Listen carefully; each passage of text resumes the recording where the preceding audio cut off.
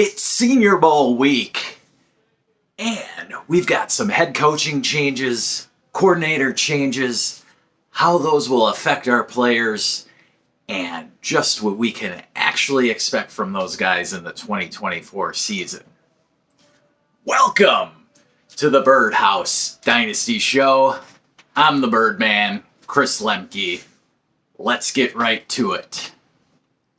First of all, we've got a trade. That's right.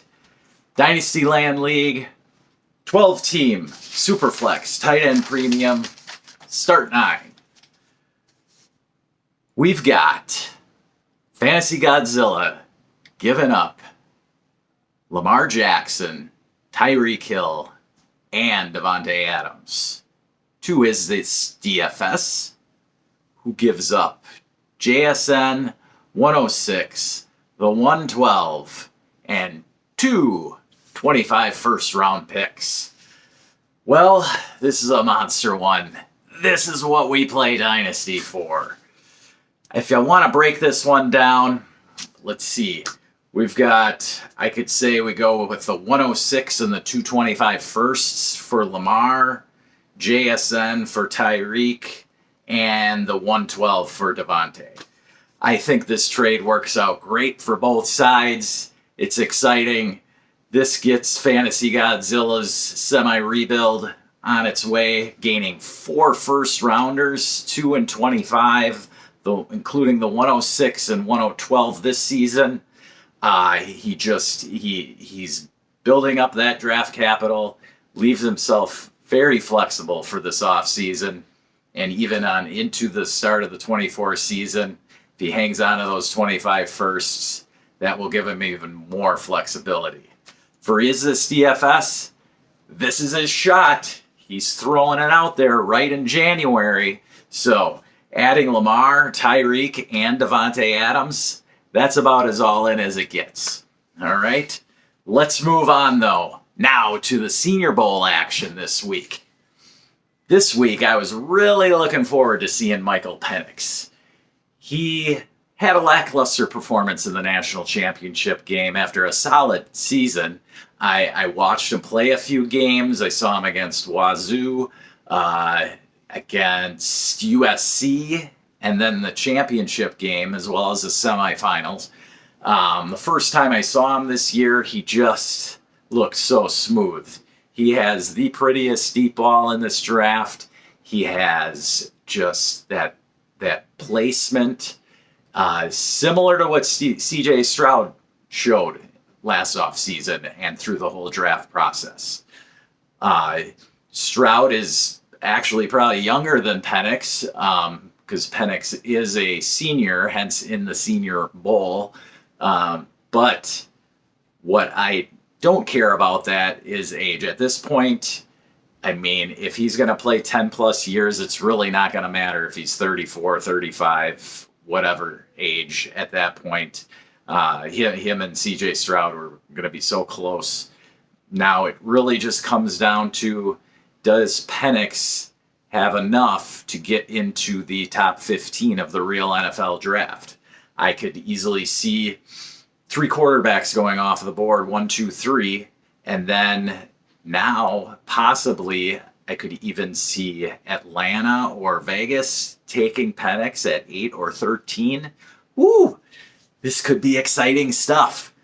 What leads into my end of this video, where I will discuss the values of the 107, 108, and 109 picks in this upcoming draft for you in your dynasty leagues. Right now, the 107 is about the cutoff for everybody on that first elite tier of talent. But more on that later. We want to get back to the Senior Bowl. So other than Penix showing his stuff off, we've also had Spencer Rattler showing up, making a comeback.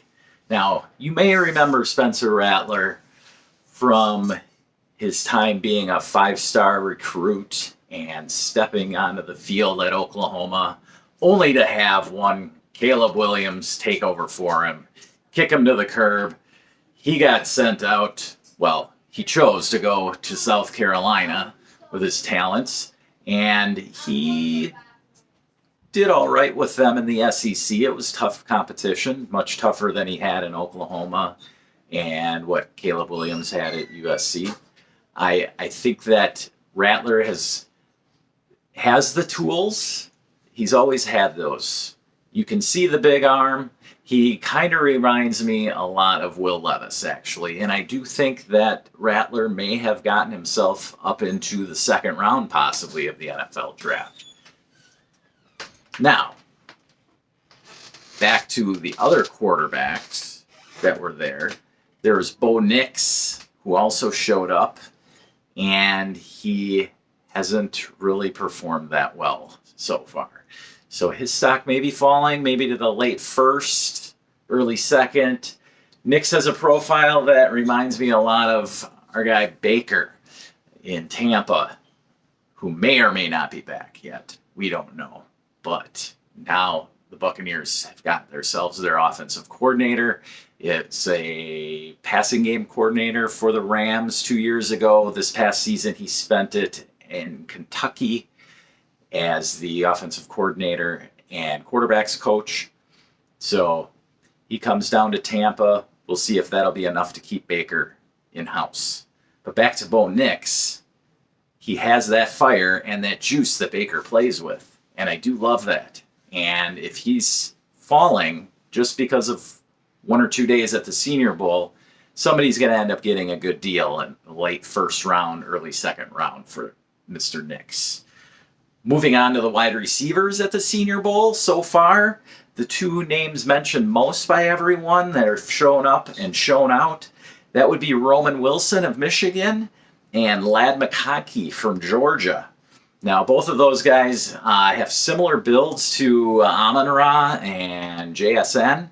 They're both 6 foot, between 190, 195. So they possess the ability to go in the slot as well on the outside. Very good route runners, tough little guys. They will be good NFL players. These two guys moving up possibly the boards could really create a logjam in our Dynasty rookie drafts in the second round as to which receivers to grab. But don't forget, I mean, there's plenty of talent there. Rashee Rice was found in the second round of many drafts last season. So we'll see just how high Wilson and McConkey have lifted their draft capital. If we move on to the running backs down at the Senior Bowl, so far, Rasheen Ali from Marshall was really showing out. He was just tearing it up so much that he tore his own bicep. And so unfortunately, Ali's competition in the Senior Bowl has ended so far. He has a really nice profile, looks a lot, when he runs the ball, he looks actually like Rachaad White a lot, one of those taller, upright runners. Now, I don't know if he actually has the same kind of talent that Rachaad White had, but he can catch the ball, and he's got some nice burst. So we'll see what teams take a chance on him now that he's got that bicep injury. Who knows, but he should be ready by August, just when training camp rolls around. Other running back who's shown out is Kentucky's Ray Davis. He's more of a bowling ball type, like your Austin Eckler, Tyjae Spears, or Kendre Miller from last year's drafts. I do like Ray Davis a lot. He's about 5'8", 5'9", 220, solid build, and I do think he's ready for the NFL. We'll see. He's inside most mock drafts, have him inside for running backs. He's inside their top 10, anywhere between 5 to 8 I've seen him range. So got a couple nice running backs to grab there in the second or third round for you. And now it's time to move on to a little research the Birdman put together for y'all out there. So as I said, we were going to talk about some head coaching and offensive coordinator changes and how they'd actually affect our players and their values and what they may actually do for you in the 24 season. So what I went ahead and did was I looked at teams' touchdown average per game from the 2022 season to the 2023 season. And I wanted to compare the percentage of drop-off or increase in regards to what they did with their offensive coordinator situation. Now, some of you might not know this, but every team has changed their offensive coordinator since the 2021 season. So it's not a job that you stay in long. Either you move up or you move back down. And what I found were some pretty amazing numbers here, and I'll share them with you, starting off with the top two teams from the 2022 season. If you want, I've got the Super Bowl 57 on in the background here, and just checking it out, and it was Philadelphia and Kansas City on top of the league in average touchdowns per game at 3.6 from the 2022 season. Now, you want to know where they finished this past season? Kansas City dropped to the worst rate in the league of decrease, meaning they averaged 3.6 touchdowns in 22. They dropped to 2.3 touchdowns in 23, giving them a 36% drop. The Eagles weren't far behind with a 22% drop. So, what did those teams have in common that might be a reason for this? They didn't have significant quarterback injuries. Philadelphia pretty much had the same offense. I mean, they brought in DeAndre Swift to replace Miles Sanders. I think that was at least, a fair trade-off there. And what did they lose in Kansas City? Juju Smith-Schuster. I don't think he was creating 1.3 touchdowns per game. No. The common denominator was they both were poached of their offensive coordinators. Eric Bieniemy went to Washington, did a lateral move, and Philadelphia's coordinator went to Indy to be the head coach. And so both of those teams had to go look elsewhere for their offensive coordinator. They didn't have the offensive coordinator that they wanted. They lost their guy. All right. Other teams now who were further down the list in 22 in average touchdowns per game, they fired their guys. They went out and got the guys they wanted, right? And by bringing in the guys they wanted, the majority of the time, it works. Because you know what? Most guys get fired because they weren't doing good. So it's hard to even get worse, all right? So these teams this past year now who didn't do well and have gone out and grabbed some offensive coordinators with new ideas and a fresh perspective in the locker room and just some excitement, some juice sometimes. That's what it takes, all right? They went out and did something, and this past season, the top three teams in percentage increase in touchdown per game all changed their offensive coordinators. Baltimore, Indy, and Houston. Top three in percentage increase. Baltimore increased their touchdowns per game by 60%. Indy increased their percentage by 56%, and Houston did it by 47%. Now, there were other factors in there, but, Lamar had a very good season. C.J. Stroud, obviously, did a lot too, but you can't deny that the San Francisco brass that came over to Houston had something to do with it. They created a playbook for a rookie that worked, all right? Indianapolis, they had Anthony Richardson come in, but Gardner Minshew was running the show most of the season. And they still increased their touchdowns per game by 56%. That's crazy.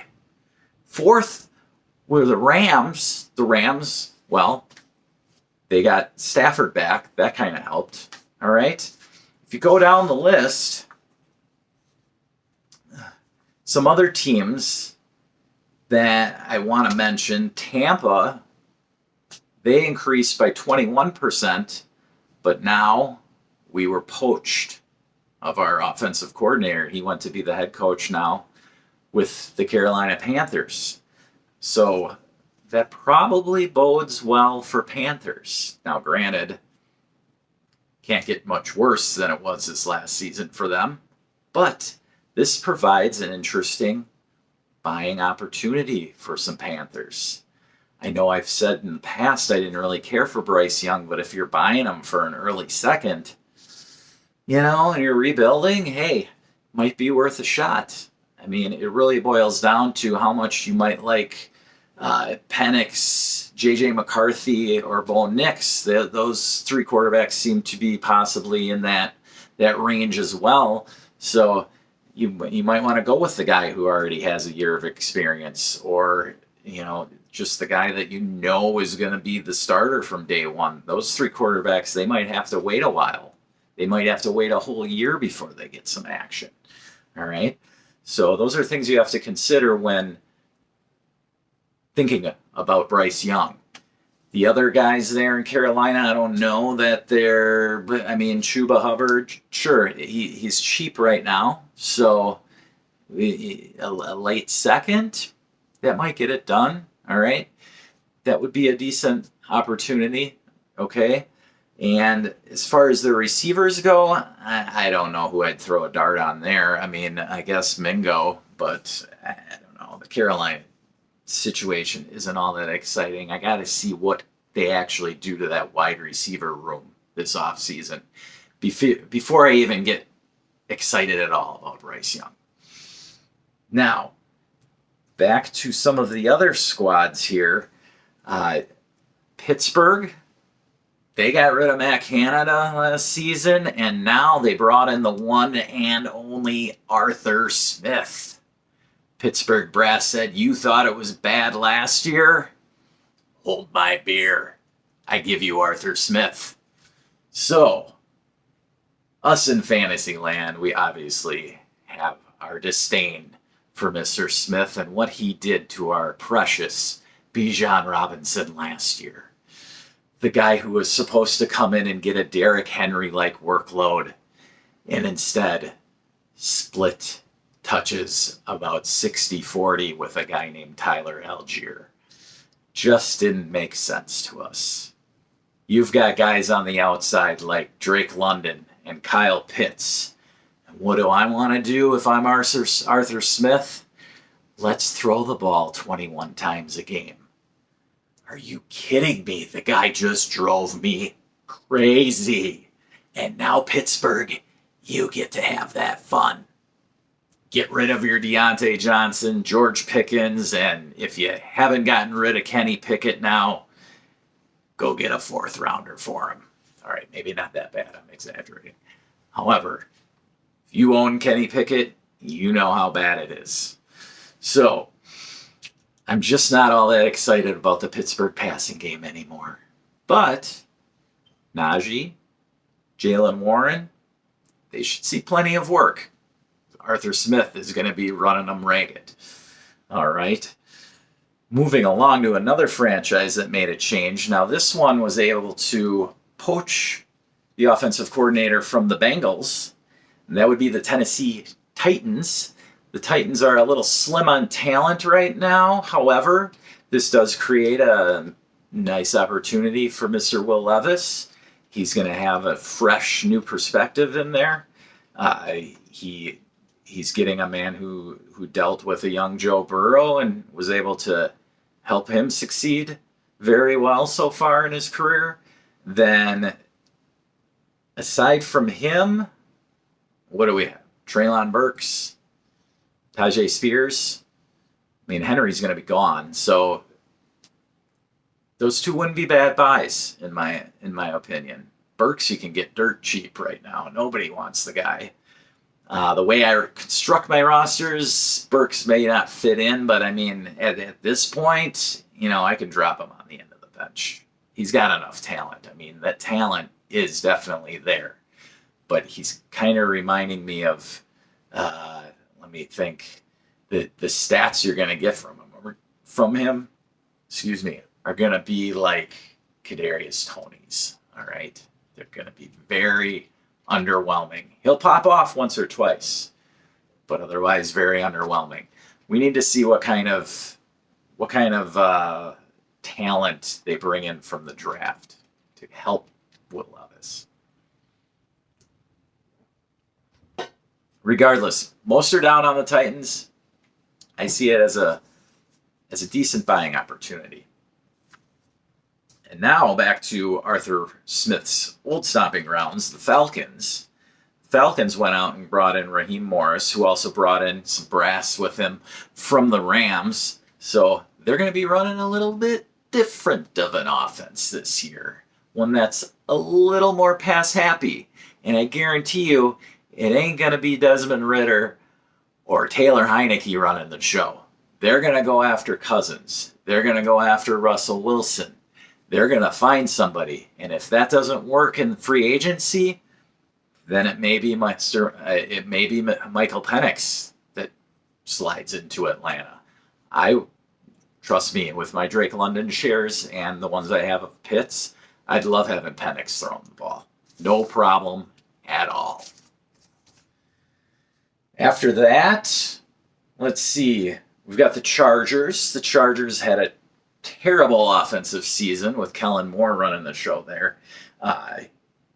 And thus he was let go. But now there's some excitement in LA.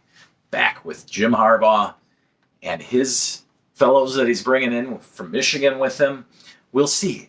I can't see it as a bad thing for Herbert. Things couldn't get any worse than they were last year.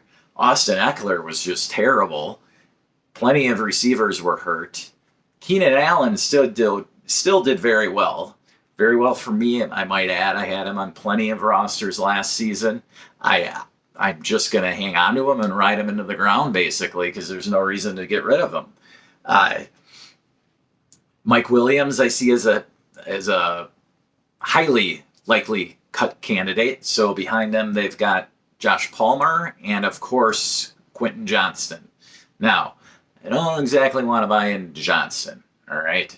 But Palmer interests me a little bit. So I might, dip my toe in the, whoever's got him, maybe ask around, see how much he needs, whether it's just a third. If you got to give a second, I don't know about that.